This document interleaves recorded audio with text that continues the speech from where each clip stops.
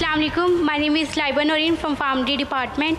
मेरा question ma'am Ayesha और sir Salim से है कि जिस तरीके से हमारे मीडिया पे पॉलिटिकल इश्यूज़ को बहुत ज़्यादा हाईलाइट किया जाता है, उस तरीके से स्टूडेंट्स को या एजुकेशन प्रॉब्लम्स को क्यों नहीं किया जाता? ठीक है, हमें पॉलिटिकल इश्यूज़ को भी मतलब जानना है, लेकिन उस तरीके से साथ साथ स्टूडेंट्स को भी वैसे ही हाईलाइट किया जाए, क्योंकि जैसे पिछले दिनों में हमारा MD कैट बहुत ज़्यादा इशूज़ चल रहे थे। अभी अगर मैं अपने डिपार्टमेंट की बात करूँ तो हमारे डिपार्टमेंट का स्कोप अगर हम किसी बाहर के मुल्क में जाके देखें तो वो बहुत ज़्यादा अच्छा है, बट पाकिस्तान में इसका उतना अच्छा नहीं है जितना होना चाहिए। स्टूडेंट इश्यूज़ पे बात नहीं करते हम, मुझे कहना चाह रही हैं। हम स्टूडेंट्स को बहुत ज़्यादा मोटिवेशन की ज़रूरत है, क्योंकि आज हम होंगे मोटिवेट तो कल को पाकिस्तान दूसरों के लिए मोटिवेशन बनेगा। मेरा क्वेश्चन डोमेस्टिक वायलेंस पे है कि बहुत सी फीमेल्स, ये मैटर नहीं करता वो एजुकेटेड हैं या अनएजुकेटेड हैं, वो डोमेस्टिक वायलेंस का विक्टिम हैं और समटाइम वो डरती हैं कि वो अपनी वॉइस रेस करने से, क्योंकि उनको लगता है कि इतनी उनके लिए प्रोटेक्शन नहीं है कि अगर वो सामने आती हैं।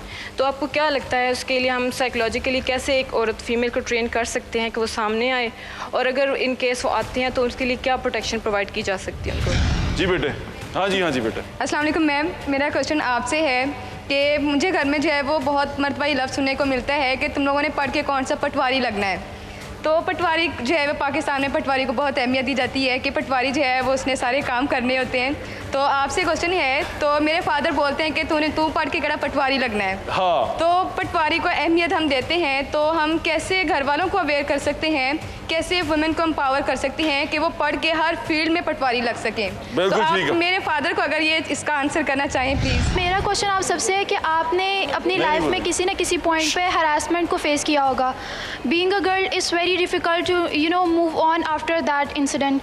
तो आप सबसे ये जानना है कि आपके इसके ऊपर क्या पॉइंट ऑफ व्यूज़ हैं कि आपने इसको कैसे कॉप अप किया, अगर तो आपके साथ ऐसा कोई इंसिडेंट हुआ है। अस्सलाम वालेकुम, मेरा सवाल ये था कि मतलब मेरी अम्मा ने पहले जॉब की थी और उनको लगता है कि अब हालात सही नहीं है, तो वो कब हालात सही होंगे कि हम घर से बाहर निकलेंगे?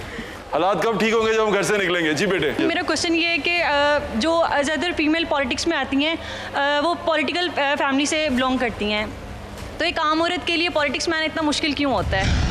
अस्सलाम वालेकुम, मेरा क्वेश्चन मैम आयशा से है कि मोस्टली ऐसा होता है कि बहुत सारी ऐसी लड़कियां हैं जो हरासमेंट फेस करती हैं ऑन डेली बेसिस। उनके बहुत सारे ऐसे एक्सपीरियंसेस हैं। बहुत सारी लड़कियां बाहर जाती हैं और जाते हुए मतलब किसी ने भी आपको क्रीपी स्माइल दे दी या कोई भी ऐसी चीज़ हो गई तो आप डर के रास्ता बदल लेती हैं, वापस आ जाती हैं। तो उनको क्या ऐसी मोटिवेशन दी जाए, उनको क्या ऐसा इंकरेजमेंट दी जाए कि वो अपना रास्ता ना बदलें, वो वहीं से मतलब जहाँ जा रही हैं वहाँ जाएँ और जो भी उनका काम है वो करें, अपना रास्ता बदल के वापस ना आए? लॉ जो है वो मेल डोमिनेटिंग जॉब है और बहुत हार्श एनवायरनमेंट में आप जॉब करते हैं, तो आप किस तरह कोप करती हैं? एक तो मेल्स बहुत आपके इर्द गिर्द होते हैं और उनका रवैया भी बिगड़ जाता है किसी भी टाइम, तो आप किस तरह हालात कोप करती हैं? क्योंकि हम लोग कभी कभी न्यूज़ में देखते हैं कि वो हाथापाई पे भी उतर आते हैं, तो आप किस तरह कोप करें? आपका मैकेनिज्म क्या होता है उस टाइम पे? सबका जो एक पॉइंट है, ये जालिम मर्द से बचा कैसे जाए, ठीक है? तो ये ज़रा बता, जालिम मर्द वो गली पे खड़ा हुआ है, नुक्कड़ में खड़ा हुआ है, कहीं पे भी मौजूद है, उसकी आवाज़ से, उसके हूट करने से, उसके ऑफिस एनवायरनमेंट में तंग करने से, घर में भाई या बाप की सूरत में मौजूद होने से कैसे बचा जाए? अगर आप इससे गुजरी हैं तो आप कैसे बची हैं? आपसे शुरू करते हैं मैम।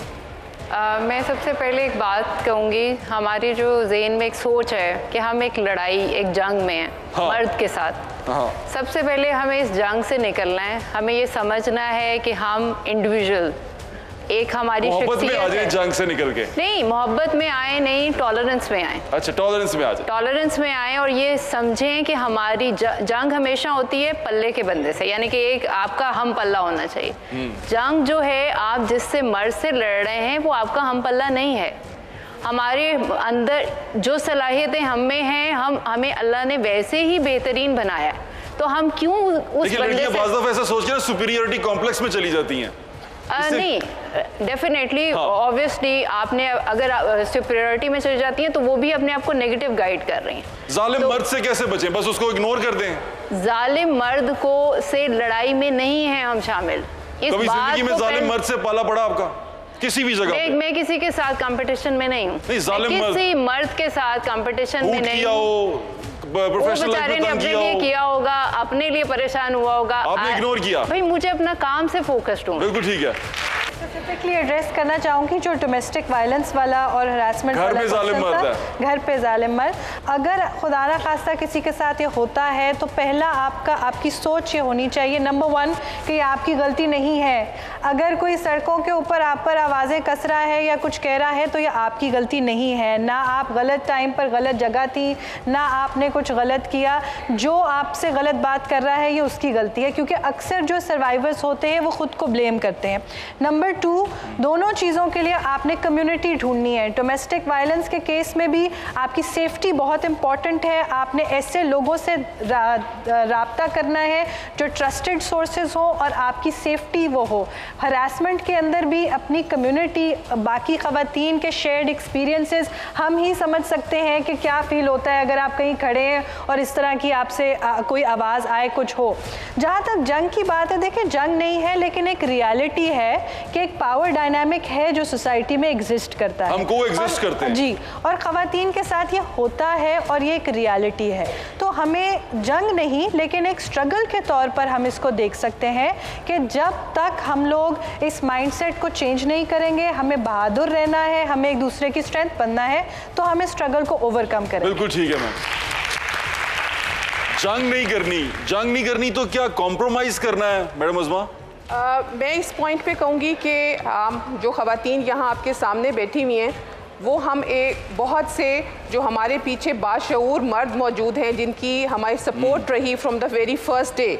तो हम ये कहना कि जो डोमेस्टिक वायलेंस अगर कर रहा है और हरास कर रहा है वो मेंटली सिक लोग, अगर मैं कहूँ तो गलत नहीं होगा कि अगर पॉजिटिविटी है तो नेगेटिविटी भी वहीं पे प्रिवेल करती होती है। तो पॉजिटिव मर्द, बाशऊर मर्द औरत को सपोर्ट करता है इन हर फील्ड्स। बिल्कुल ठीक है मैम। आयशा, जालिम मर्द?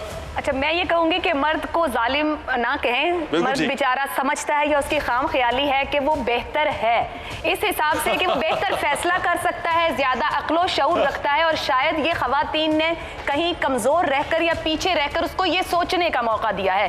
खाम ख्याली है? हाँ, खाम ख्याली है।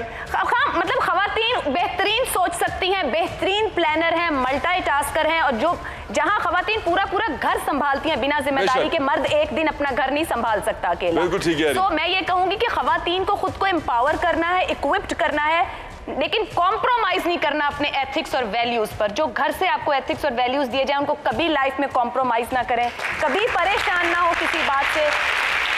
अगर कभी बुरा वक्त आए तो गुजर जाएगा, क्योंकि वक्त कोई ठहरता कभी भी नहीं है। तो मुश्किलें आती हैं लेकिन खड़े वही रहते हैं, मंजिल तक वो पहुंचते हैं जो फोकस्ड रहकर, जो ये जानते हुए कि हमारा हक क्या है और वो हक लेना कैसे है, वो सिर्फ पढ़ने से और जानने से मिलता है। अपने आइन को पढ़ें, अपनी किताबों को पढ़ें, जिस काम में जाना चाहते हैं उसको बेहतरीन अंदाज में पढ़ें और अपने काम से साबित कर दें कि आप बेहतरीन। Ma'am, final words. सबसे पहली बात तो ये है कि सारे मर्द जालिम नहीं होते, मेरा ख्याल है ये हमें समझ लेना चाहिए। बहुत शुक्रिया आपका। क्योंकि जाहिर है कि हम सब लोग, जैसे कहा भी गया, और मैं भी अगर सोचूं कि मैं अगर इस मकाम पे हूँ तो उसमें बहुत बड़ा हाथ है मेरे फादर का, मेरे भाई का, मेरे हस्बैंड का, मेरे बेटों का, और इस फैमिली के अलावा बहुत सारे मेरे टीचर्स, मेरे कलीग्स, मेरे सीनियर, मेरे मेंटोर्स जो कि मर्द थे। तो इसलिए ये सबसे पहले जो एक कॉन्सेप्ट है ना कि सारे मर्द जालिम और सारी ख़वातीन मजलूम है, ये मैं एक्सेप्ट नहीं करती। बिल्कुल ये है कि हमारे पास ऐसे मर्द हैं जो सपोर्टिव होते हैं और ऐसे हैं कि जिनका रवैया रीजनेबल नहीं होता। हमें इस रेशो को चेंज करने की ज़रूरत है कि ज़्यादा से ज़्यादा मर्द, और हर सोसाइटी में ऐसा होता है, हमें ये कोशिश करने की ज़रूरत है कि हम ज़्यादा से ज़्यादा अपने इर्द गिर्द लोग जो हैं उनको ये शऊर पैदा करें कि वो सपोर्टिव हों, पॉजिटिव हों। और वो शऊर इस तरह से भी हो सकता है कि हम जब कंप्रोमाइज़ नहीं करेंगे तो इससे उनमें ये शऊर पैदा होगा। जब हमें अपने राइट्स का पता होगा और हम उनके लिए फ़ाइट करना जानते होंगे तो इससे भी वो डिस्करेज होंगे। और सबसे बेहतर बात जो है वो, मैं एज अ मदर, क्योंकि मैं 3 बेटों की मदर हूँ, और मैं समझती हूँ कि जो सबसे अहम रोल है, चाहे आप उस्ताद हों, क्योंकि मैंने ऐसी यूनिवर्सिटी में पढ़ाया है जहाँ पे बॉयज़ भी मेरे स्टूडेंट होते थे, यहाँ पे तो ज़ाहिर है बच्चियाँ सिर्फ हमारी स्टूडेंट्स हैं। तो आप उस्ताद की हैसियत से हों या ख़ास तौर पे एक माँ की हैसियत से अपनी नेक्स्ट जनरेशन के बच्चों की, आप बेटों की इस तरह तरबियत करें कि आपकी नेक्स्ट जनरेशन की बच्चियों को ये